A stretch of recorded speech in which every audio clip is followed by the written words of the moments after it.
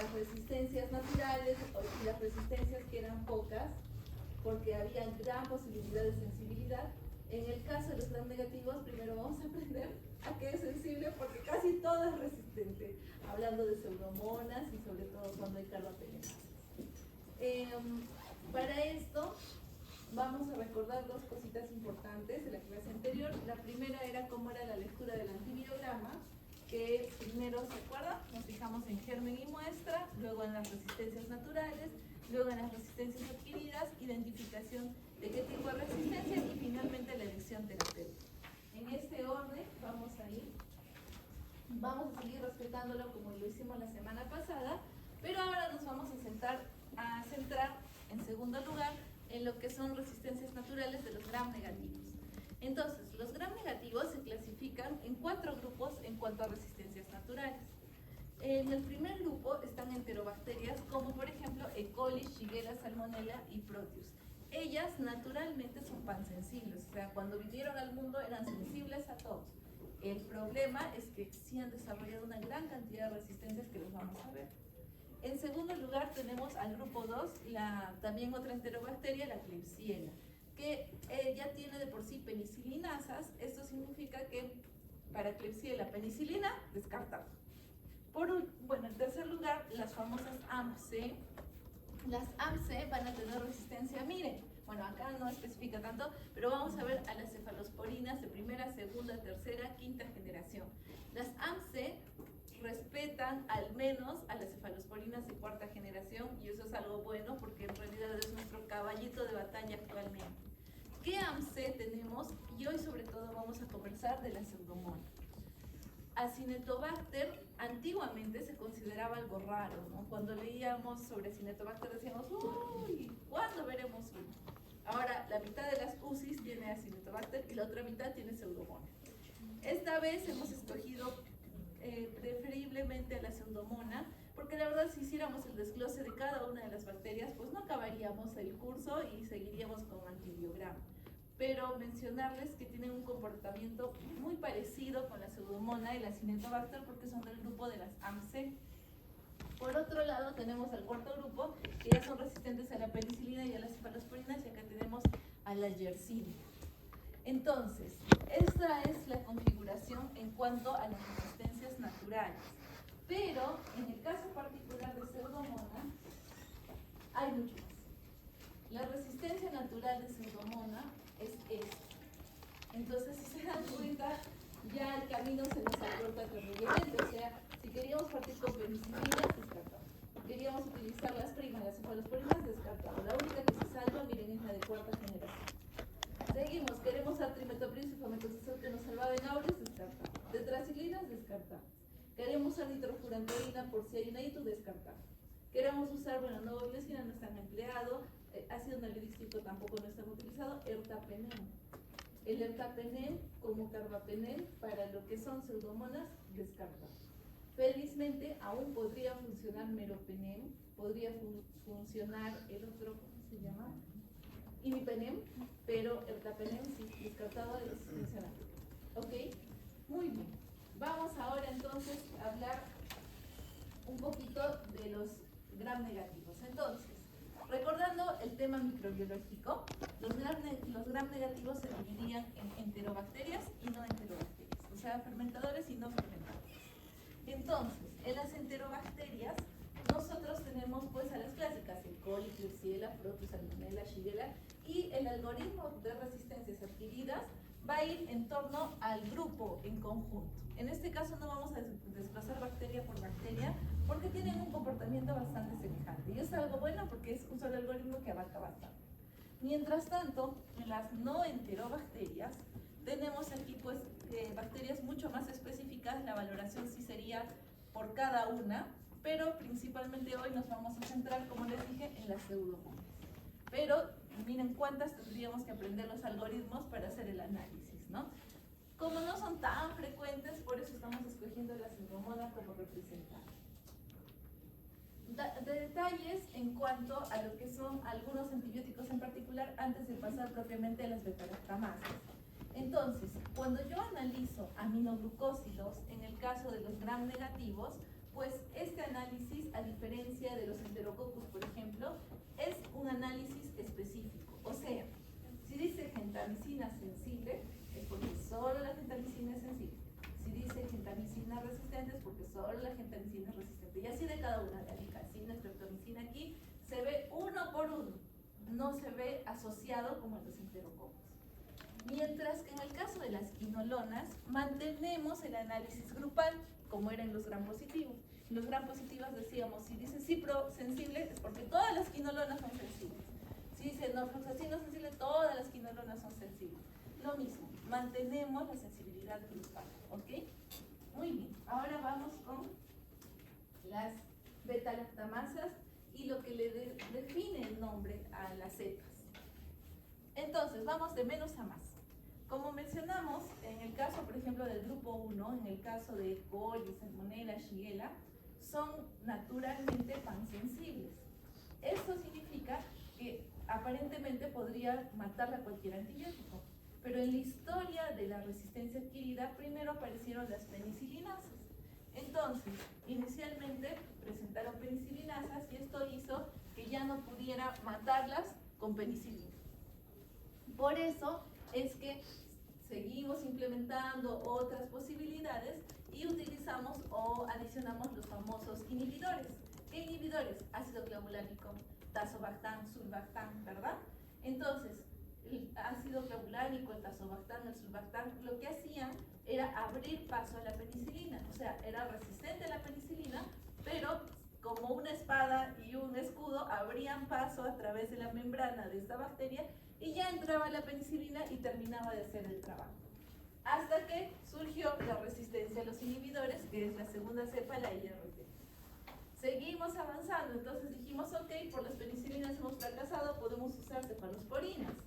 El problema es que aparecieron las BLEA. Las BLEA son resistentes a la penicilina y a las cefalosporinas de primera generación. O sea, ese es el concepto tal cual de BLEA, resistente a las penicilinas y a las cefalosporinas de primera generación. Pero las cefalosporinas de segunda generación queden veremos. Algunas BLEA son sensibles a las de segunda, otras BLEA son resistentes. Las de segunda generación no es determinante. Para darle el nombre es resistencia a la cefalina. Luego aparecieron las BLE, las de espectro extendido. Las BLE ya no solamente son resistentes a todas las penicilinas, sino también primera, segunda, tercera generación. Y además cuarta generación, o sea, hasta cuarta generación y Aztreonam. O sea que con BLE nos barremos casi todas las cefalosporinas.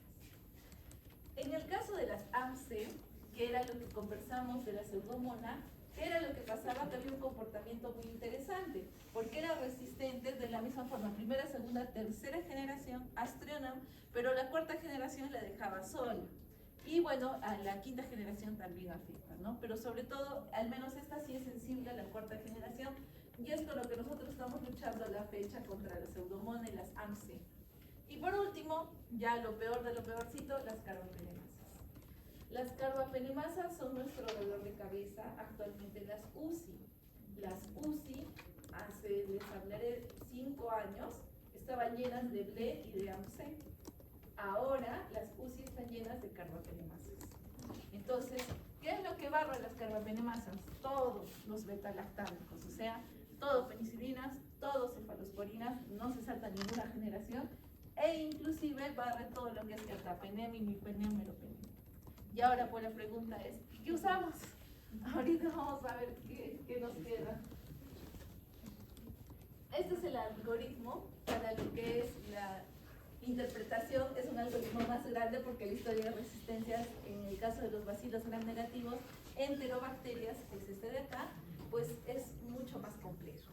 Así que, ¿cómo vamos a abordarlo? Miren, como es tan largo este algoritmo, la forma más práctica de abordarlo es comenzar por la mitad, por la ceftriaxona. No porque la ceftriaxona sea nuestra primera línea de acción, sino que si es resistente a la ceftriaxona, pues nos vamos a un brazo de este algoritmo, y si es sensible, a otro brazo. Entonces simplemente es para acortar el camino. Primero veo la ceftriaxona. Si es sensible, ok, buenas noticias porque tenemos acá muchas posibilidades, así que ahora arranco naturalmente fijándome en la ampicilina y en los inhibidores. Si ambos son sensibles, acuérdense que inhibidores me refiero a ácido clavulánico, tazobactam o sulbactam. Entonces, si es ampicilina sensible e inhibidor es sensible, qué bueno, porque ahí tengo todo un menú de posibilidades. Tengo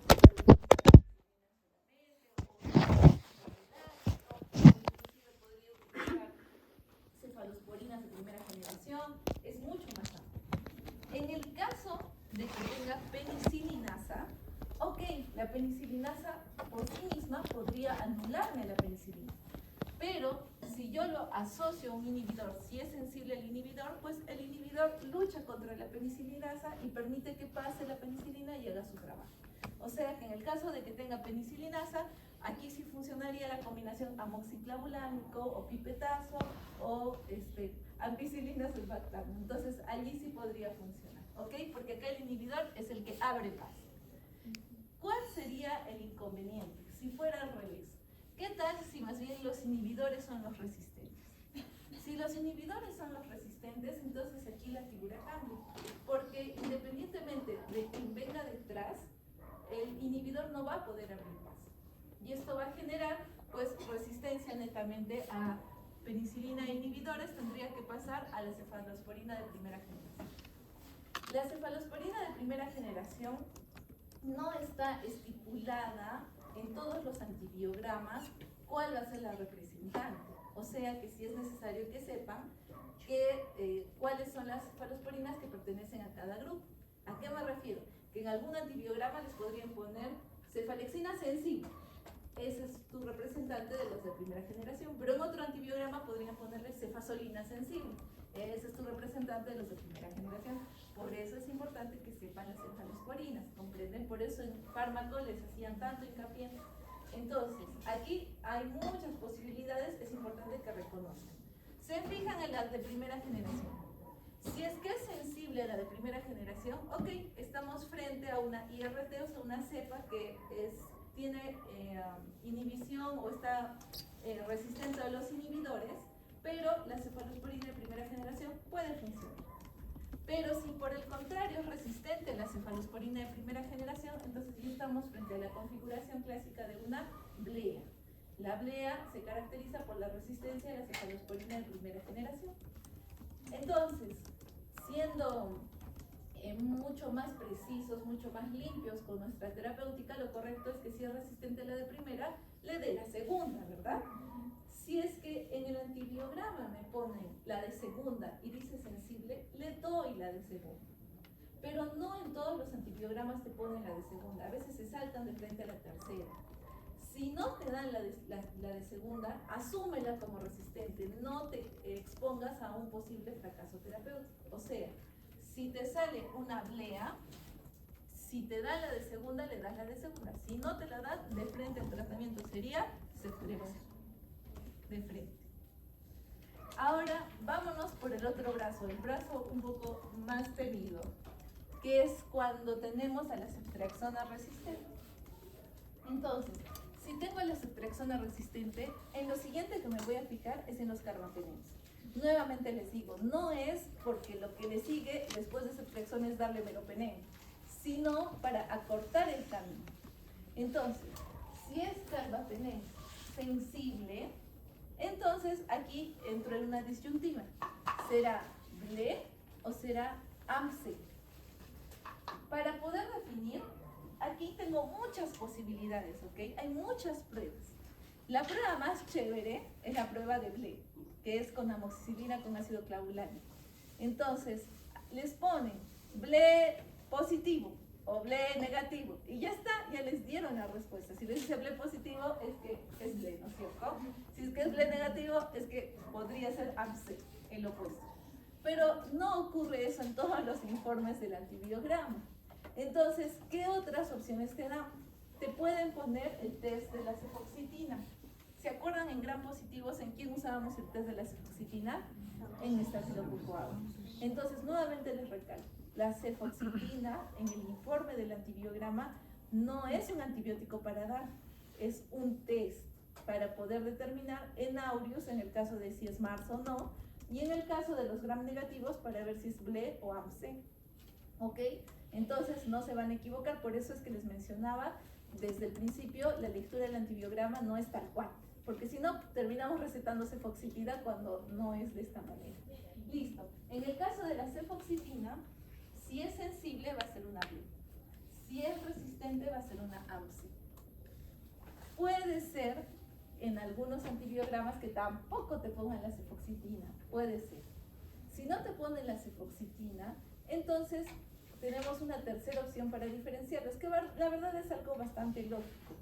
Hemos dicho que el máximo representante de la SAMC es la pseudomona, ¿no es cierto? Y la pseudomona, ¿a qué cefalosporina sí era sensible? En teoría, al de la cuarta generación. ¿Y cefepime de qué generación es? Cuarta. Entonces, si es cefepime sensible, es una AMSE. Si es cefepime resistente, es una AMSE. ¿Ok? Entonces, esa es otra posibilidad para diferenciar solo en el caso de que no tuviéramos ni cefoxitina ni BLE. ¿Por qué les digo que solo en el caso? Porque sí pueden haber cepas de pseudomonas resistentes a cefepime. Todavía es una pequeñísima cantidad, es una variante. Esperemos que no ocurra porque es lo último que tenemos para tratarla. Pero sí cabe. Por eso les digo, no es determinante absoluta. Quien sí es determinante absoluta es la prueba de BLE o la cefoxitina. Y lo mismo con pipetazo. En el caso de piperacilina tazobactam, es sensible en BLE y resistente en AMSE, pero también hay cepas, variantes que no aplican exactamente esto. Por eso les estoy poniendo acá como últimas opciones que podrían ayudarse, pero que la verdad no son determinantes al 100%. Listo. Entonces ya tienen el algoritmo, si quieren saquenle foto, o si ya tienen las diapositivas, genial, porque vamos a revisar primero nuestro primer antibiograma. Quiero que lo analicemos bien antes de hablar y repasar un poquito los tratamientos, ¿ya?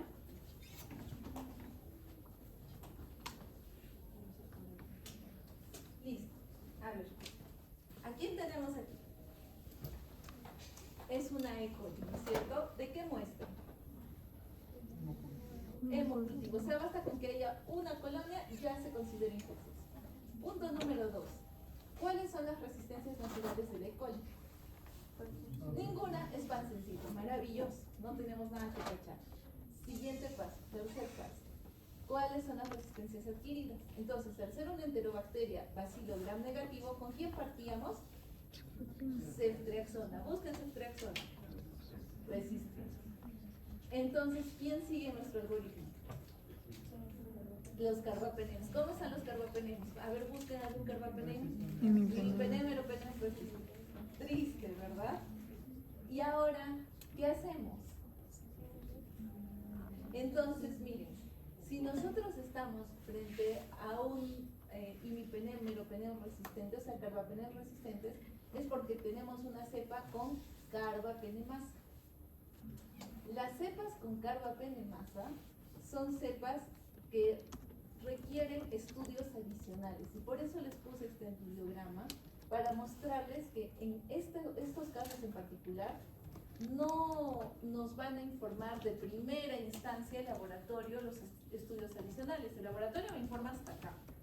Pero si yo veo que tiene carbapenemasa, yo tengo que llamar al laboratorio y decir, de la bacteria que has aislado y me han reportado, resulta que es carbapenemasa. Entonces hay que identificar qué tipo de carbapenemasa es y para eso hay que correr discos adicionales. ¿Qué discos habría que correr? Pues probablemente ácido borónico, EDTA, para ver si es una metalobetalactamasa o para ver si es una carbapenemasa de tipo serina. Pero no estoy ahondando al respecto a esto con ustedes porque los pacientes que tienen carbapenemasa son pacientes que están en UCI. O sea, hasta ahorita, hasta el día de hoy, eso ya sería manejo de UCI. Si ustedes están frente a un cuadro así, en el examen me refiero, entonces lo único que quedaría es llamar al laboratorio para que te corran los discos, nada más, ¿no es cierto? Ahí quedaría la intervención por parte de ustedes. Pero en la vida real, no puedes quedarte ahí si no tu paciente se muere, ¿verdad? Entonces ahí sí tendríamos que hacer la diferenciación de qué carbapenemasa es, porque en base a eso daríamos el tratamiento. Y les he traído el tratamiento solamente para que tengan una idea de la realidad. Miren. En el caso de que sea carbapenemasa, la primera línea de tratamiento usualmente es ceftazidime avibactam. ¿Saben cuál es el problema? Que no hay avibactam. No hay avibactam. Entonces, no hay avibactam en el cáncer, no hay avibactam en el honorio, entonces llamarían a las clínicas, no hay avibactam en las clínicas, llamarían a Lima, no hay avibactam en Lima, llamarían a Colombia, no hay avibactam en Colombia, llaman a Chile, no hay avibactam en Chile. Entonces, ¿qué hacen? Se mueren tus pacientes. Pero todavía queda una segunda opción, que es la que están usando ahorita en UCI, porque les digo que en UCI ya hay esta realidad. O sea, no es como que, uy, un caso no. Es de todos los pacientes en UCI. Entonces, en UCI están usando la segunda línea. Y en la segunda línea están dando meropenem, que ya es resistente, y lo están asociando a uno que sea, entre comillas, sensible, para que le abra la puerta al meropenem. Y ese, entre comillas, sensible va a depender, o sea, si ese pacientito en UCI al menos tuviera colistina sensible, digeciclina, fosfomicina endovenoso, no la de Biora, aminoglucósidos o quinolona sensible, le dan asociado a eso. ¿Cuál es el problema de esta asociación? Que como uno de ellos de por sí ya es resistente, y como no tenemos un caso aislado de carbapenemasa, sino muchos, está habiendo resistencias. O sea, cada vez se están apagando más. Por ejemplo, quinolonas prácticamente ya se apagó. O sea, antes se daba meropenem más alguna quinolona, ya ahora casi se ha quemado esto. Entonces, si seguimos utilizando la segunda línea, prácticamente ya la estamos quemando. Va a llegar un punto en el que la vamos a quemar completita. Y ojalá que hasta eso llegue a avibactam. Y les digo ojalá porque Barborbactam está más rara porque creo que descubierta hace 3 años, ¿comprende? O sea, ¿y cuánto costará? Ese es el otro lado, ¿no? Ya Relebactam, peor todavía, ¿quién ha escuchado de eso, verdad? Entonces, están mucho más lejanas esas posibilidades. Así que aquí ya el cuadro está terrible.